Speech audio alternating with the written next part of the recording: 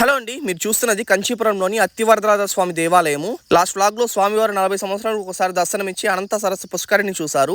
ఈ వ్లాగ్ లో స్వామివారి ఆలయం లోపల ఎలా ఉందో, ఆలయ విశిష్టత ఏంటో చెప్తానండి. మీరు చూస్తున్నది ఆలయం లోపల ఉన్న నూరుకాళ్ల మండపము. ఇక్కడ చూస్తున్నది రాతి గొలుసులు. ఈ గొలుసులను రాతితోనే చెక్కారు. ఆ కాలంలో శిల్పులు ఏ విధంగా చెక్కారు చూడండి. నేను ఫస్ట్ టైం చూస్తున్నాను ఈ విధంగా రాతితో చేసిన గొలుసులు. పల్లవులు, చోళులు, విజయనగర రాజులు ఈ ఆలయాన్ని పరిపాలించారని ఇక్కడ శాసనాలు చెబుతున్నాయి. ఇక్కడ ఎక్కువ శాసనాలు తెలుగులో ఉండడం కూడా ఇంకొక విశేషం.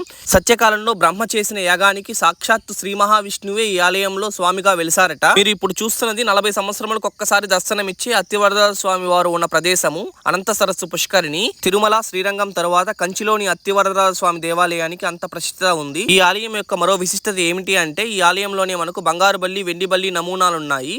వాటిని తాకితే మనం చేసిన సమస్త దోషాలు, పాపాలు తొలుగుతాయని ఇక్కడ గట్టి నమ్మకము. కాంచీపురం వెళ్ళిన వారు తప్పనిసరిగా స్వామివారి దర్శనం చేసుకోండి.